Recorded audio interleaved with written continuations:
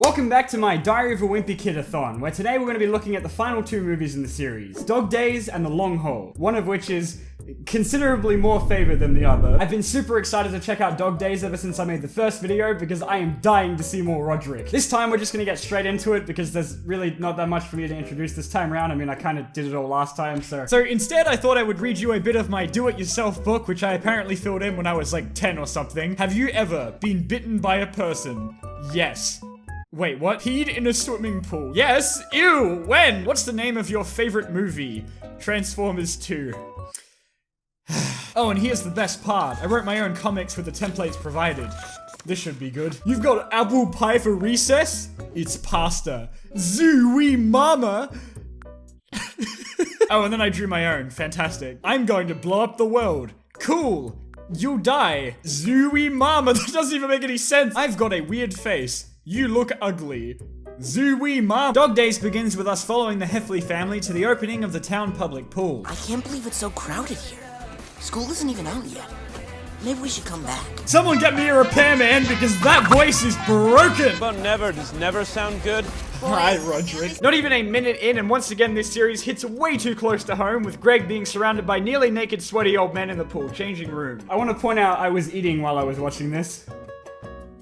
At the pool, they run into an old friend of Roderick's who mentions that he's now at a boarding school that turned him into a respectable young man after he used to be basically another Roderick. Hey! You're cleaning! What grade does that start? 8th grade, sir. Hey. While dealing with that, Greg also has to manage Manny's usual bullshit. What's so funny? I'm peeing. This movie takes place right on the cusp of summer vacation, and all of the kids are naturally overjoyed about it.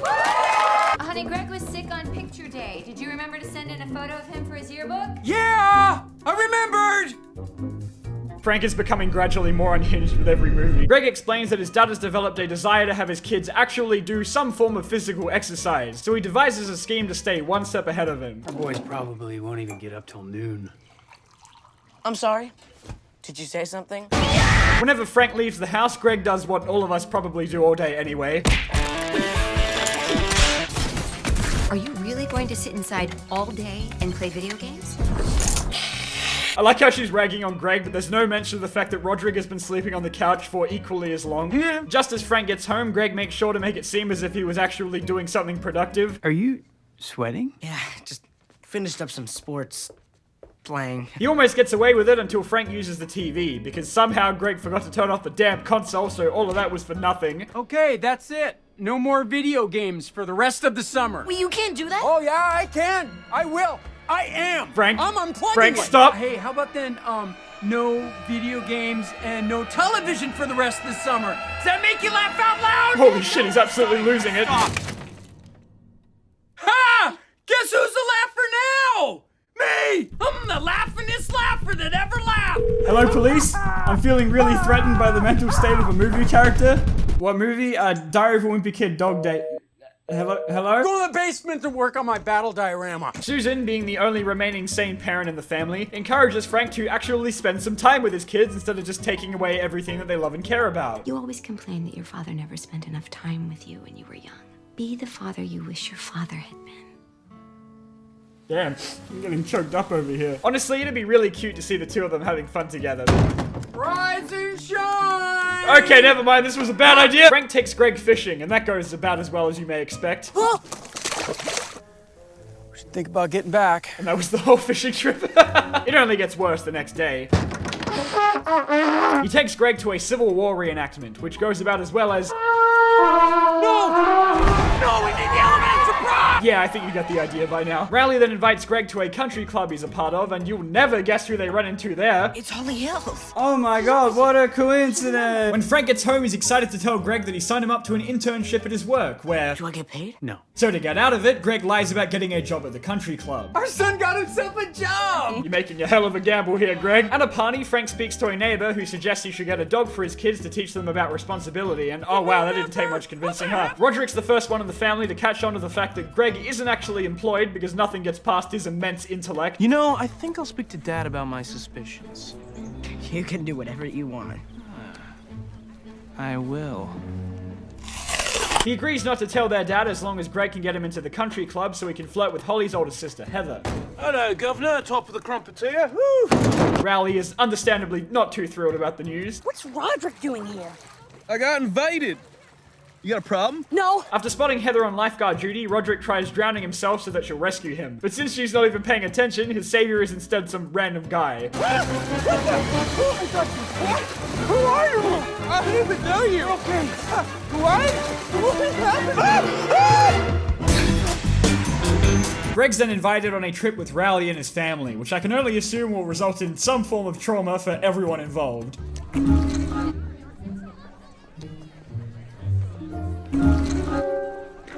It doesn't take very long for him to get completely sick of them, though. I can't take this anymore. When Rowley's dad isn't looking, Greg sneaks downstairs to use his laptop, and in a panic, accidentally sends an SOS email to everyone in his contacts list. And in case that wasn't incriminating enough, he then somehow manages to call 911 on them. Can I help you, officers? He's got a knife! And with that, he is sent back home. Hey, you're always getting in trouble with that Rowley kid. I'm starting to think he's a bad influence. The next day, Greg has to sneak into the country club since Rowley said he wasn't going. Hey, Riley. Hey, Greg. You traitorous swine! In another bid to catch Holly's attention, Greg takes a crack at the high dive, only to end up slipping and falling, somehow tearing his pants in the process. Runs in the family, I guess. Greg is forced to swim around in the pool aimlessly until closing time, until Rowley finally shows up to save the day. Wait! I need help! Okay, until this random guy shows up to save the day. Once he finally retrieves his shorts, it's only now that Greg remembers he left Roderick in the trash this entire time. Roderick? Heather mentions the DJ for a Sweet 16 party cancelled on her, and wait, are you telling me that she's meant to be 16? And Greg suggests Loaded Diaper to fill in because he's an absolute bro like that.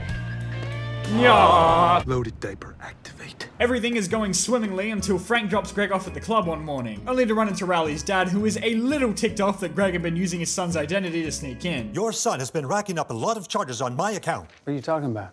He works here. We don't employ minors. Uh-oh. Are you gonna yell at me or something? No, No, please don't say it! I'm just disappointed. When they get home, Roderick tells Greg he found a pamphlet for the boarding school in the mail, which he is almost definitely being sent to now. But I mean, maybe it's not that bad. I don't lie about where I am anymore. Thanks to Spag Union and the tracking device around my ankle. My parents know where I am 24/7. Okay, yes it is. With not much time remaining, Greg's last chance to prove himself to Frank is on a wilderness expedition. So far, so good. I can't stop making you mad at me. If you... I think we just witnessed his soul leaving his body. This is just Greg disappoints his dad for an hour and a half, the movie. After hearing the other scouts shit-talking them, Greg draws up a plan to get revenge. Well, that wasn't exactly the plan, but hey, it worked. Frank is still pissed about it though, and so someone has to take the fall for it. I did it. Dad, it was my idea. Whoa, wait, what? Your boy should be expelled. You know, he's a disgrace to every wilderness explorer all over the world. Shut up, Stan! Just shut up! I'm starting to think not everyone is going to leave this campsite alive. Thanks to that incident, the two are able to reconcile over some pizza. It's also here that Frank tells Greg he's not sending him to the boarding school after all. You're a really great kid, Greg. And I'm not just saying that because we're a lot alike. Nyah. Now all that's left is the birthday party, and Heather seems like a really nice person, so I sure hope it goes well for her. Listen, midgets.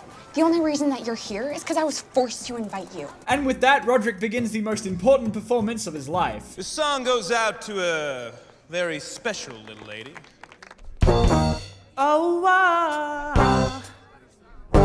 Oh my god, yes. And now it's like, baby, baby, baby, oh! I'm going to kill you! I think she's into it. So Heather, you're a pretty cool chick. Hey, I don't know, maybe I could call you next week and we could hang? But hey, it all worked out pretty well for Greg, and it all ends where it began, at the public pool, but this time with more family wholesomeness and less naked old guys. All in all, this might go down as the best summer ever. Well, that was pretty great. I'd have to say it's my favorite of the trilogy. Now time for hell. Greg Heffley, you are grounded! I'm afraid. Well, hey, this doesn't look all that bad. Oh, God! Oh, yeah, I forgot to mention that they recast everyone. Since, you know, kids age and all that, Greg has moved on to bigger and better things, like getting absolutely fucking ripped. It's already a good sign when within the first 2 minutes, Greg and Rowley are watching what I assume is meant to be a YouTube Let's Play. I hate that Mac Digby. I hope you He's die a horrible in a role model. fire. Hell yeah, we are! Susan announces that they're going on a family road trip to make it to their Mima's 90th birthday, which not a single one of them is enthused about. Oh no, Manny's stuck. At least some things haven't changed. Diaper! It's a diaper! It's a diaper! It's a diaper! It's a diaper! Ah, right, yes, the natural response. Unfortunately for Greg, every single person around him decides to film his suffering instead of offering any help, and this sets in motion the events of the entire movie. No! No! This movie came out in 2017, come on! So yes, unfortunately, the plot of The Long Haul is Greg becoming a meme. Yes, really. It already has 6,000 views. Congrats, Diaper Hands. You gone viral. It gets worse. Now I'm a meme. Stop, please! Also, shout out to Greg for being a real gamer and having a diamond sword in his room. Mushroom in a kitchen? Boom! You got shroomed! That's how Digby do it! I cannot express how much pain I am in right now. Greg figures that if he appears in a video with Digby, then people won't label him as Diaper Hands for the rest of his life. I'm gonna write Mac and ask if there's any way I can be in one of his videos. Ah, so that's why so many random strangers messaged me about that. They just wanted to avoid becoming a meme. How could I have been so blind? Digby replies with a generic copy-paste email telling him he's going to be at a convention the following weekend where he'll be Hanging out, mashing buttons, and making gamer history. Why did no one tell me this movie was about YouTube? This is like 1,000 times more painful than I ever could have imagined. Maybe you'll be in my next YouTube video? Unfortunately for him, Susan decides to put a ban on technology for the entire trip. You're the worst mom ever! Yeah, it's summer vacation! Seriously stupid. Frank, the band goes for you too. Should we not be more concerned with the fact that he is on his phone while driving? Greg manages to get his phone back a bit later when they stop at a motel, only to find that the fine bros have hopped onto the Diaper Hands trend. Grandparents react to Diaper Hands. Wait, how do you do a reaction to a 10-second video? It's from Rowley. Have fun at Player Expo Zooey Mama. They brought Zooey Mama back? Okay, this movie gets a pass from me. Greg convinces Roderick to come to the convention with him by enticing him with the promise of gamer goes. Why is she wearing armor with a bikini? Are those even real? I doubt it. People make their weapons out of foam and stuff. Later that night, Greg meets his arch nemesis for the movie, some random bearded guy who is pissed at him for damaging his van, and so chases him down throughout the entire journey. The next day, Greg and Roderick are already weighing up the benefits of just throwing themselves out the car. They make a stop at a country fair, where Manny ends up winning a baby pig somehow. He's then spotted by the bearded guy who just so happens to also be at the fair, and escapes to one of the rides with Roderick. This guy is dedicated. Unfortunately for him, he then tries pushing against Roderick, who... Yeah. Then there's a scene in the car where Greg pisses into a bottle in case you haven't had your fill of potty humor yet. Oh, and just for good measure. Oh my God! Thankfully, though, the trip goes pretty smoothly from there. You know, even though he's not the same actor, this guy does nail the Frank Heffley meltdown. Had to take a road trip. Had to take a road trip! And they already got rid of the pig, those heartless monsters! While his parents aren't in the car, Greg changes the GPS location of the convention. And at the next motel stop, he and Roderick sneak out to head to the expo.